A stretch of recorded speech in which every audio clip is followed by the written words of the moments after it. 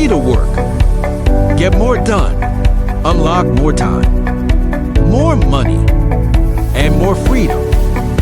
Join us as we explore the challenges and power of making work visible.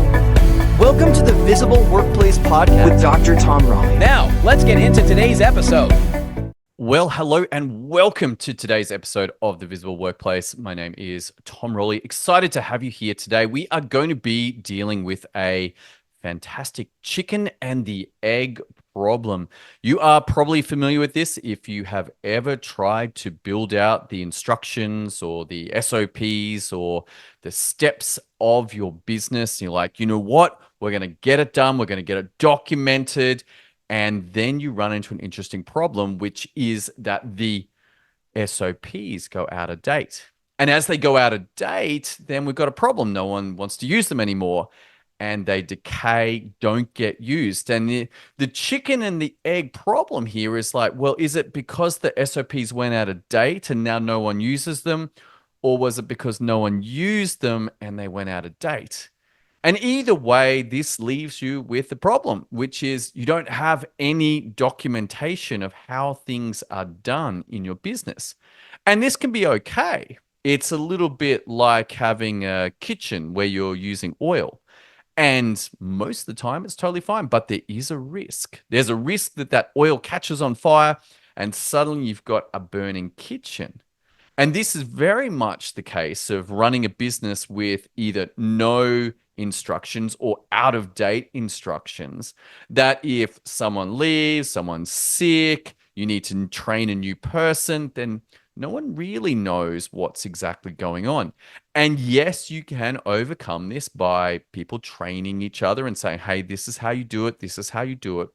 But if things change, then you have a problem. Your SOPs no longer match up to what is actually going on.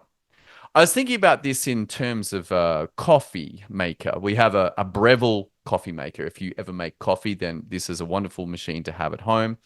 And the steps for this are very simple and very repetitive. It's the same. Like you kind of put the coffee thing in and it grinds it. It's got an inbuilt grinder, grinds the coffee, and then you take it and put it over and you press the button and out comes the coffee. And then you froth the milk and voila, you have one flat white if you're from Australia. If I think in the States, you guys have flat whites now, which is pretty cool. Nonetheless, if somebody else needs to be taught this, it's pretty easy. It's like, do this, do this, do this. Press the button or put the thing under for it to grind and then put it here and press the button to get the coffee and then froth it and pour the milk, the hot milk in. And that doesn't really change. Like even if the machine breaks, then we can buy a replacement one, which is very much the same. But in business, a lot of things are not like this, that they change. Things change. Facebook changes something. Amazon changes something. Perhaps there's a new innovation. Canva changes something. And we need to adapt to that, let alone if people make improvements or there's a requirement for new documentation. But because of this chicken and egg problem, where things are not documented in the first place, or they are and then they go out of date, well, we kind of get stuck. And then if you try and sell your business or you're trying to run your business without micromanaging, which is telling everybody what to do, you basically become the SOP and the project management at the same time. This is an issue. So what is going on here? I want to share an insight, which is that you will continue to struggle with this if you don't see a relationship between what gets done and how to do those things. So the results of the work is one thing, and it can easily be say, hey, that's what we're trying to do here. We're going to manage it in some kind of project management system, even if that is just Google Sheets. And that is the targets we're going for. But unless you see the direct relationship with the instructions getting done to produce those specific results, then you're going to continue to struggle. It's like, oh, hang on, we want that result there. And then Everyone has to work out how to do that, but we never captured the steps. We never captured the links, never capture the templates that go to create that. And therefore, your team has to come up with it each time. And they might be highly competent because they can remember. But if things change and they go and use an old template instead of the new template, then you won't get the desired result. And this is usually how businesses are set up. They're tracking results. It's like, get this done, get this done, get this done. And the this done is the result that you're after. But if there's updates about how to get those things, because there's no tracking or there's out of date SOPs that aren't being used, then getting those changes ingrained is difficult. People have to remember to use the new way a number of times before it becomes habitual. So this is one of our main problems, that we don't see a relationship between the instructions and the results. And so you might have the project management, but over somewhere else in some other Google document somewhere is a list of things to do. And these go out of date. People don't use them. And as they're out of date, they become less valuable. You have to keep them up to date. So what's missing here? Not only is seeing this relationship between the instructions and the projects critical, you also need to realize one very important thing. And that is, when something changes in the project management, the desired results, you have to change the instructions that produce those results. Or if you change the result, that what you do in the instructions, you will get different results. And it needs to be changed in the project management.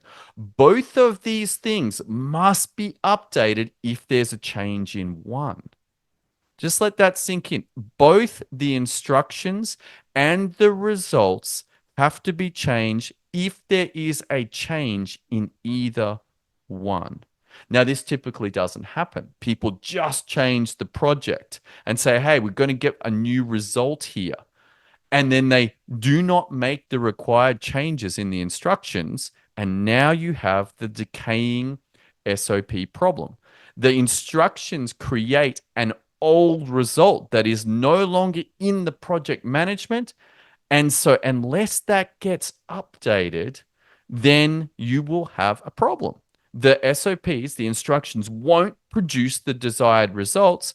People will go, these instructions are out of date. They don't work. We're not going to use them. I'll just remember, except in a 2024 reality with the amount of distraction that is going on, even now that the elections are over, still a lot of distraction out there. Trying to get people to use the new way requires them to focus and repeatedly do it. Now, if this is something that doesn't get done regularly, you're going to have even worse problems. If it's only done every 3 weeks or every 3 months or every 4 weeks, then the ability for them to remember the new way will be very poor. And then they'll go ahead and try and create it, which is fine. It just happens to be less efficient. And it opens up for problems in ordering. So they do the wrong steps in the wrong order, or they miss steps or add new things in. And so the risk is that the results that you're going for aren't what you need. And then they come and you look at them and go, hey, that's not suitable. That's not what we're trying to create here. Go back and do it again. But because they don't make the changes in the instructions, next month when it comes around, 4 weeks later, guess what happens? Exactly the same problems happen. And they're like, oh, that's right. There was some different thing to do, but I can't remember it because we didn't update the instructions. And so you end up with the same problem every month. Hey, this isn't done to spec. This isn't being done right. So I want you to catch this singular idea that if you make changes in the desired results, then you have to make the corresponding changes in the instructions as well. And if for whatever reason you change the instructions, then you're going to end up with a different result. Now, that may or may not be true. Maybe the result is exactly the same and there was just a change in, like, you went from a Keynote to a Google Slides. And really, yes, there is a change. Instead of having a link to the Keynotes, you're linking to the Google Slides. The overall outcome is the same, i.e., you've now got a final slide deck to show. But the opposite, the results changing. If instead of wanting a Google Slides, you wanted a PDF of those slides, you have to go back and add that new step and say, hey, make a PDF, save this as a PDF, and then put that link into the project management. If you leave that out, guess what you're going to get? You're going to get the slide deck, not the PDF, even though in the project management it says that. Now, simple things like this, can they cope? Yeah, sure. They go, oh, hang on, it says produce a PDF, or there's a link there to say PDF. They will cope. But the more issues that you have, the more people will struggle. If you've got the occasional thing that is out of order, that is missed, people will cope. They're like, okay, cool. Yeah, just print it out. But then if you bring someone new in and they're like, what's going on here? And they're not sure, then they have to be taught either by a team member or by you. Things slow down, mistakes happen. Now, if you really want to get elite at this, my suggestion is put the instructions with the results on the same page. Even if the instructions are brief and there's just a link to a couple of things, the cool thing that happens is that it's very easy to see the changes in the results have to be replicated up in the instructions. Do this differently in order to get this different result. If you don't do this, then, okay, what can you do? Well, every couple of years, as you get frustrated with the situation, you then go through and make a massive effort to document all the steps, which then proceed to go out of date and people don't use them. And then every couple of years, you got to do it again. If you don't run into serious problems in the meantime, where a mistake was made and the cost of that mistake was vastly more than the effort it would have taken to update the instructions or the project management. Just recognize that if things are done incorrectly, they have the potential to be greatly more damaging than the work that it takes to keep up-to-date project management and SOPs. This is a curious phenomenon. Downside risk can be extreme. You end up in a law case that drags on for 3 years, costs you 400 grand, but the actual benefit of having the SOPs probably cost 10 seconds, 15 seconds. Maybe it took 3 minutes. 3 minutes of investment to correct the SOPs and ensure that they match up with the project management to avoid a $400,000 lawsuit. I don't know. You make the decision. But you do need to have updated project management and updated instructions in order to maximize the effectiveness of the work that you do. And this means that your team is happier. Your team can operate without being told what to do. You can scale far more effectively. You can sell the business to another person and say, hey, guess what? Not only are these up to date, they will continue to be up to date because it's really easy to see the link between the instructions and the project management.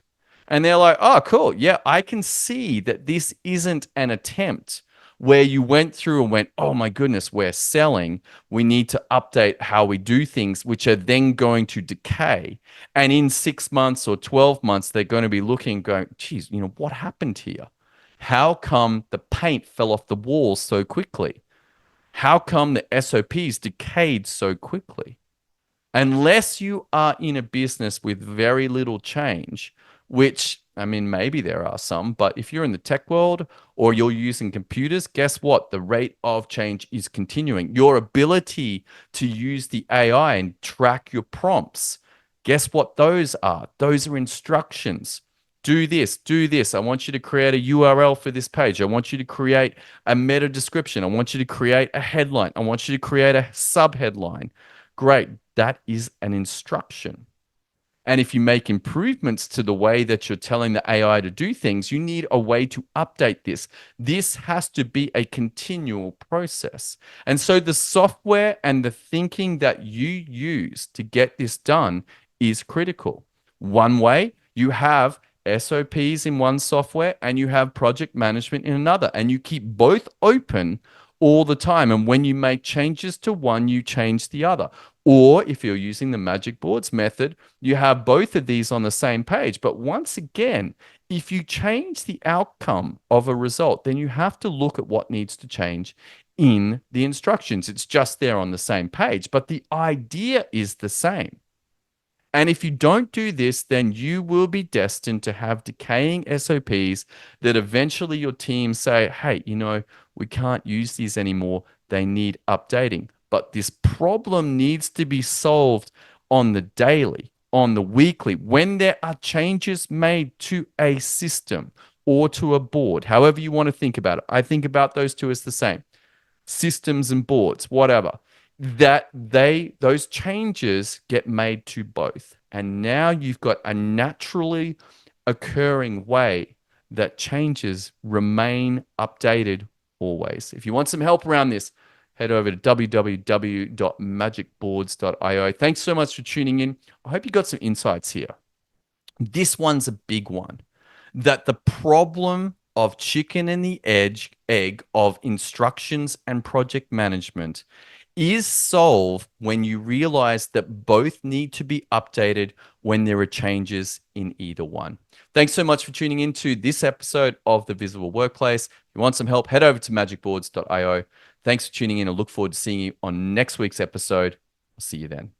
Thanks for tuning into the Visible Workplace podcast. Subscribe for more productivity tips and share with friends. We love your feedback, so please rate and review us on your favorite podcast platform. For more tips and tools, visit www.magicboards.io. Thanks again, and see you next episode. Disclaimer: the information and ideas discussed in this episode are general in nature and do not take into account your specific circumstances. You should seek specialist advice for any medical, financial, emotional, mental, or other difficulties that you are facing with appropriate specialists and professionals so that they can apply your specific circumstances and give you the required advice.